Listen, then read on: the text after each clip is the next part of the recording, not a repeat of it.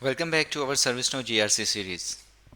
In the last video, we explored the GRC maturity list, which help organization access where they are in their governance journey and plan a path forward optimization. Now let's get a little more practical, measurable. In this video, we are focusing on authorization metrics, one of the most important aspects of GRC monitoring and reporting.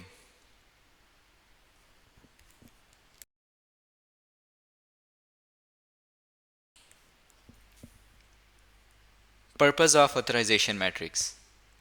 Authorization metrics are all about measuring who has access to what and ensuring that access is appropriate. Why do they matter? Let's break it down. Evaluate access controls. Metrics help confirm that only the right people have access to sensitive systems and data. Ensure regulatory compliance. Many frameworks like SOX, GDPR, and HIPAA require proof that access is monitored and controlled. Prevented fraud. Unauthorized or excessive access is one of the leading causes of internal fraud. Metrics can flag risky patterns early. Track changes over time. Metrics provide trend analysis showing whether access risks are reducing or increasing across the organization. So, authorization metrics are not just about compliance, they are about trust, transparency, and security.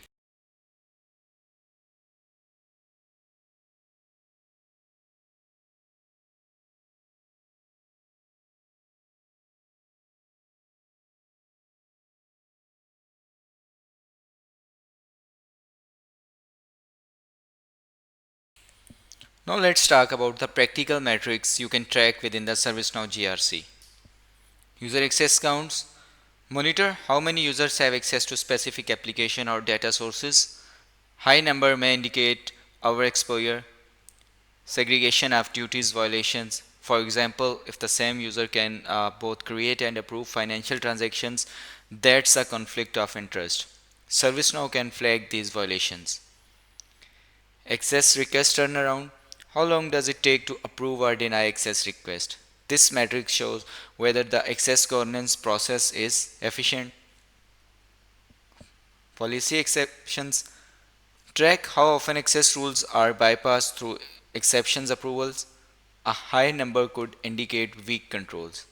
These metrics are just about quantity, but also about quality and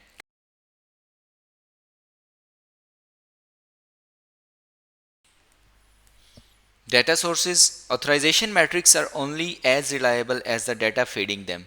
In ServiceNow, data comes from multiple sources. Access logs, system generated logs that track user activity, HR system feeds, critical for ensuring that when employees change roles or leave the organization, their access is updated or revoked. Identify management tools. Solutions like Okta or Active Directory provide real-time access data and can integrate with ServiceNow. Manual audits. Sometimes human validation is still required, especially for sensitive roles or external contractors. By combining these sources, ServiceNow ensures a 360-degree view of authorization across organizations.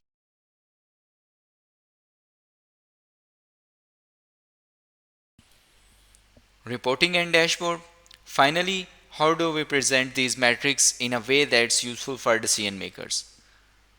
Performance analytics widgets. Interactive dashboard visualize metrics like user counts, violations, and turnaround times. Scheduled reports. Automated reports can be sent to compliance officer, managers, or auditors at regular intervals.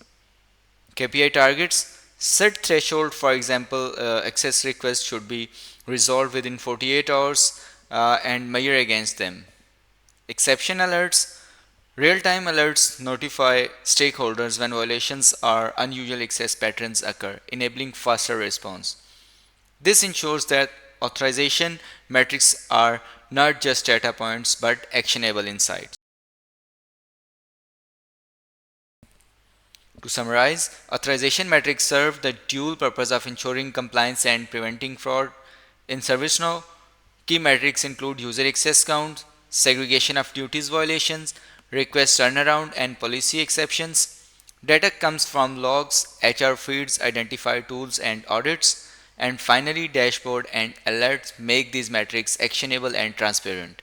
When implemented effectively, authorization metrics give organization confidence that their access controls are not only compliant but also resilient against misuse. In the next video, we will move to GRC continuous monitoring, where we will see how organization can track compliance and risk in real time rather than waiting for periodic audits. Thank you.